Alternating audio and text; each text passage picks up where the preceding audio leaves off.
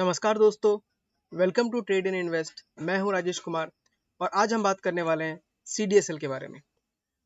दोस्तों, सीडीएसएल के बारे में मैं इस वीडियो में सिर्फ टेक्निकल के बारे में बात करने वाला हूं और कुछ इंपॉर्टेंट जो हमको न्यूज़ निकल के आ रहा है या इंपॉर्टेंट जो पॉइंट है उनके बारे में ही डिस्कस करने वाला हूं। सीडीएसएल का बिजनेस कैसा है, मोनोपोली है या क्या है, उसके बारे में ऑलरेडी मैंने एक वीडियो बना के रखा है, आप वहाँ पे जाके देख सकते हैं। लेकिन अगर एक लाइन में अगर बोलने का ट्राई करूँ इसके बिजनेस के बारे में, तो आप जो भी शेयर खरीदते हैं या बेचते हैं, तो अगर आप शेयर को होल्ड करते हैं तो वो शेयर आपके डीमेट में जमा नहीं होता। आप डीमेट में देख सकते हैं कि आपके पास है, लेकिन एक्चुअल में वो आपके डीमेट के पास नहीं है, आपके ब्रोकर के पास नहीं है, ना ही वो आपके घर पे जाता है। वो जाता है डिपोजिटरी के पास। और इंडिया में दो ही डिपोजिटरी है, एक है सीडीएसएल और दूसरा है एनएसडीएल। तो सिर्फ सीडीएसएल ही जो है वो स्टॉक मार्केट में लिस्टेड है। तो उस नज़र से अगर हम देखें तो सीडीएसएल एक मोनोपोली हो गया। और अभी जो न्यू एज ब्रोकर जितने भी आ रहे हैं, जैसे जीरोधा हो गया, एंजल वन हो गया, 5 पैसा हो गया, ये सारे के सारे सीडीएसएल से डायरेक्टली लिंक्ड है।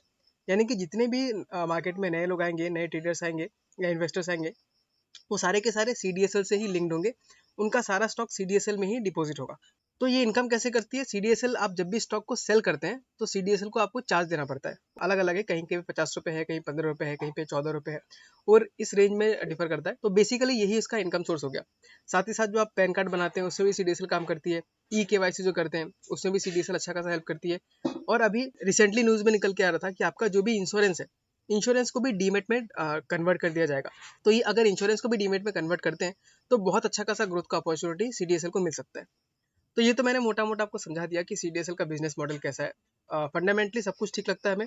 ऐसा नहीं कि कंपनी कल जाके बंद हो जाएगी। जब तक स्टॉक मार्केट है, जब तक लोग इंडिया में ट्रेड करते रहेंगे, तब तक सीडीएसएल का बिजनेस इंपॉर्टेंट रहेगा ही रहेगा। अब एक बार मैं जरा चार्ट में देख लेता हूँ, तो हमको दिख रहा है यहाँ पे चार्ट में स्टॉक ने काफी अच्छा खासा हमको यहाँ पे रन अप दिया था। आप देख सकते हैं, अगर 2020 से देखूं तो 190 से सीधा वो पहुंच गया था 1730 तक, यानी लगभग 9 गुना का रिटर्न आपको इसने सिर्फ एक साल के अंदर ही दे दिया था। तो 9 गुना का रिटर्न दोस्तों बहुत ही ज़्यादा रिटर्न होता है, वो भी एक साल के अंदर। तो उसके बाद स्टॉक को मामूली सी बात है, वो इसको डाउन ट्रेंड में आना ही था या थोड़ा एक रेंज बाउंड में उसको घूमना ही था। तो हम देख सकते हैं अभी तक ये डाउन ट्रेंड में ही है, अभी तक इसने रेंज पकड़ा नहीं है। लेकिन अगर मैं एक देखने का ट्राई करूँ, यहाँ पे अगर मैं एक स्ट्रेट लाइन आप यहाँ पे देख सकते हैं, तो ये लाइन कहीं ना कहीं हमको एक सपोर्ट की तरह बनते हुए दिखाई दे रहा है। आप देख सकते हैं स्टॉक ऊपर से पहले यहाँ पे आया, 1000 के आसपास आया, फिर वहां से ऊपर गया, फिर नीचे आने के बाद ये वापस थोड़ा सा और नीचे आया, 870, 880, 900 तक आया, फिर वहां से अगेन वो 1000 के रेंज में घूम रहा है। तो इस स्टॉक पे मैं इन्वेस्टेड था, लेकिन मैंने इसे अपना प्रॉफिट बुक कर लिया था और मैं इसको बस ट्रैक कर रहा था। तो फिलहाल तक तो मुझे इसमें कुछ इंटरेस्टिंग चीज़ नज़र नहीं आया। लेकिन आप देख सकते हैं 14 जून को यहाँ पे एक अच्छा चीज़ हमको नजर आया। ये जो कैंडल देखेंगे, आप देख सकते हैं जो ये 14 जून का जो कैंडल बना है, इसमें वॉल्यूम काफ़ी हाई है। आप देख सकते हैं वॉल्यूम जो है बहुत ज़्यादा है। अगर मैं यहाँ पे देखने का ट्राई करूँ, इसका अगर हम वॉल्यूम देखें तो लगभग 9 मिलियन है, यानी 90 लाख। अगर हम बाकी का देखें तो यहाँ पे 2 मिलियन, यानी 20 लाख लोग ट्रेड करते हैं, शेयर खरीदे बेचे गए। तो अचानक से वॉल्यूम बढ़ने का क्या रीज़न हो सकता है? तो इसके बारे में मैंने जब सर्च करके देखा इंटरनेट में, तो यहाँ पे लगभग 4% का पूरे जो स्टॉक मार्केट में जो शेयर्स है इसके, सीडीएसएल के जो स्टॉक लिस्टेड है, उनमें से लगभग 4% का ट्रेड यहाँ पे हुआ है। किसने सेल किया, किसने बाय किया, ये भी कंफर्म नहीं हुआ है। लेकिन बहुत ज़्यादा एक्सपेक्टेड है कि बीएसई ने, जो कि इसका प्रमोटर है, उसने यहाँ पे स्टेक सेल किया। लेकिन यहाँ पे घबराने की बात नहीं है, क्योंकि यहाँ पे सेल हुआ है तो किसी ने खरीदा भी है। और यहाँ पे स्टॉक जब इतना नीचे आ गया था, तो जहाँ तक मुझे लगता है, अब दोस्तों मैं यहाँ से जो भी बोलने वाला हूँ वो सब मेरा ओपिनियन है, इसको सच मान के मत चलेगा, क्योंकि यहाँ पे स्टॉक मार्केट में कोई भी 100% श्योर नहीं होता। तो मेरा ओपिनियन ये है कि इस जगह पे अगर हम देखें तो धीरे धीरे जो रिटेल इन्वेस्टर्स है, उनका पेशेंस 1000 को ब्रेक करने के बाद बहुत ज़्यादा चांसेस है कि उन्होंने स्टॉक को सेल कर दिया होगा, और वहाँ पे धीरे धीरे अक्यूमुलेशन स्टार्ट हुआ। और यहाँ पे अच्छा मौका देख के बीएससी ने, जो कि पहले जिसने कहा था कि हम अपने स्टेक को कम करेंगे, ये जो न्यूज़ है कि बीएससी ने अपना स्टेक सेल करेगी, वो काफ़ी पहले आया हुआ है। लेकिन शायद 14 जून को ये वहाँ पे एग्जीक्यूशन हो गया। तो बीएससी ने अगर बेचा है तो उसे खरीदा किसने है? उसको रिटेलर से नहीं खरीदा, उसको किसी दूसरे इंस्टीट्यूशन ने या किसी बड़े इंडिविजुअल ने खरीदा होगा। क्योंकि इतना बड़ा अमाउंट हम रिटेल इन्वेस्टर्स एक बार में नहीं खरीद सकते। हम लोग वही है कि 10 स्टॉक, 2 स्टॉक, 4 स्टॉक ही खरीदते हैं। तो ऑफकोर्स ये कैंडल देख के मुझे थोड़ा इसमें इंटरेस्ट बन के आ रहा है। लेकिन अब मैं इसमें डायरेक्टली यहाँ पे कूद के बाय नहीं करूंगा। मैं इसका वेट करूंगा इसके नेक्स्ट क्वार्टर के रिजल्ट का। और साथ ही साथ, क्योंकि नेक्स्ट क्वार्टर में इसको शेयर होल्डिंग पैटर्न भी आपको नजर आने लग जाएगा, तो वो अगर इंक्रीज होता हुआ नजर आता है तो मैं इसमें बाइंग कर सकता हूँ।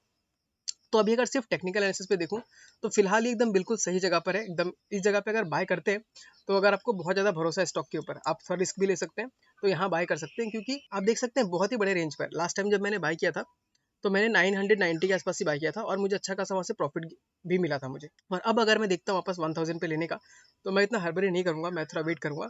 उसके कुछ रीजन है। तो पहला रीजन हम देख सकते हैं यहाँ पे आके कि प्रमोटर का होल्डिंग 20% है, जो कि चांसेस है कि अगले क्वार्टर में जो अभी रिजल्ट आने वाला है उसमें शायद इसका परसेंटेज कुछ कमेगा। तो इस चीज को आप भी ट्रैक कीजिएगा। म्यूचुअल फंड्स का अगर देखें तो उनका काफी स्टेबल है, 7.89% और 7.78%, काफी स्टेबल रखा है म्यूचुअल फंड ने भी। डीआईएस का देखिए तो उन्होंने काफी अच्छा खासा सेलिंग किया है, 19% से 10% पे लिया है। एफआईएस का देखिए तो उन्होंने 9% से 14% पे लाया। तो यानी यहाँ पे आप देख सकते हैं कि जो डीआईएस ने बेचा वो असल में एफआईएस ने खरीदा। तो चलिए इसमें कोई बड़ी बात नहीं है, एक स्मार्ट हैंड से या एक स्ट्रॉन्ग हैंड से दूसरे स्ट्रॉन्ग हैंड में गया। अब देखते हैं रिटेलर्स क्या कर रहे हैं। तो यहाँ पे अगर रिटेलर्स का देखें तो उन्होंने भी कंटिन्यूसली 43% से 46% पे इंक्रीज ही किया है। तो ये सब डाटा देख के मुझे फिलहाल उतना इंटरेस्ट नहीं आ रहा, मतलब बाय नहीं करूंगा।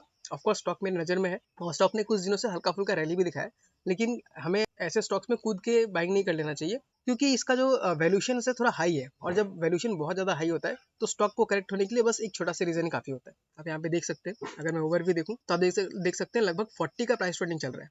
ऑफकोर्स ये एक हाई ग्रोथ कंपनी है, साथ ही साथ ये मोनोपोली है, तो इसको हाई वैल्यूशन मिल सकता है, लेकिन फिर भी मैं फिलहाल उतना कंफर्टेबल नहीं हूँ।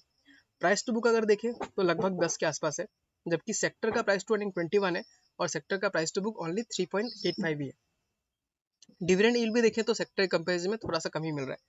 तो इन सब बेसिस पे मैं इतना बोल सकता हूँ कि कुछ ना कुछ इंटरेस्टिंग तो सीडीएसएल में डेवलप जरूर हो रहा है, लेकिन हमें अभी डिसीजन नहीं लेना है, हमें बस वेट एंड वॉच करना है। ज़्यादा नहीं, मान लीजिए आज कितना तारीख है, 28 तारीख है ही, और हफ्ता 2 हफ्ता में इसका रिजल्ट आ जाएगा और हम डिसीजन लेने में थोड़ा बहुत हमको हेल्प भी कर सकता है। अब मैं एक चीज़ और दिखा देता हूँ, यहाँ पे पहले चार्ट में देख लेते हैं। हमने यहाँ पे देखा कि आज जिस प्राइस से मिल रहा है उसी प्राइस पे 2021 में भी था, यानी कि स्टॉक 2 साल बाद भी उसी प्राइस पर है। तो हम देखते हैं 2 साल के अंतर में, जो 2 साल का जो अंतर है जहाँ पे स्टॉक ने परफॉर्म नहीं किया, वहाँ बिजनेस ने परफॉर्म किया कि नहीं किया। मान लीजिए अगर स्टॉक का प्राइस वहीं पर वहीं रह गया लेकिन बिजनेस काफ़ी अच्छा बढ़ गया, तो ये बहुत अच्छा हमको चांस मिलता है बाय करने का। तो एक बार हम यहाँ पे आके स्क्रीनर में देख सकते हैं। आप देख सकते हैं यहाँ पे मैं 21 से कंपेयर करता हूँ। मार्च 21 में इसका जो सेल्स था वो 103 करोड़ का था और मार्च 23 में 125 करोड़ का हुआ।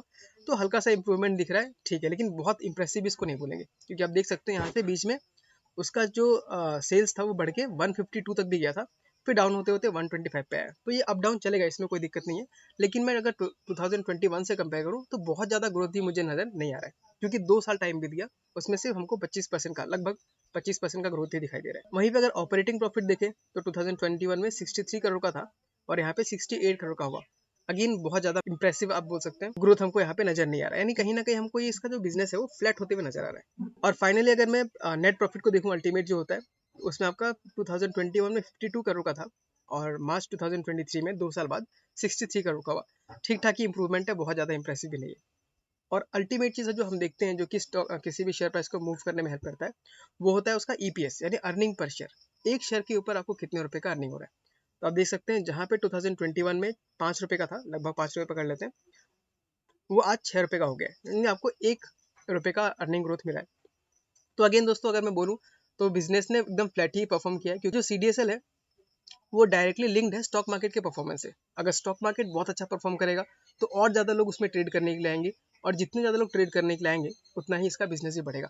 तो अगर सीडीएसएल को देखूँ तो बिजनेस मॉडल तो बहुत ही अच्छा है, लेकिन हल्का सा साइक्लिकल है, यानी जब जब स्टॉक मार्केट बहुत अच्छा परफॉर्म करता है सीडीएसएल भी अच्छा परफॉर्म करता है, और जब स्टॉक मार्केट थोड़ा डाउन आता है तो बहुत सारे लोग क्या होते हैं, स्टॉक मार्केट को छोड़ के निकल जाते हैं, क्योंकि पैसा उस टाइम पे बन नहीं रहा होता।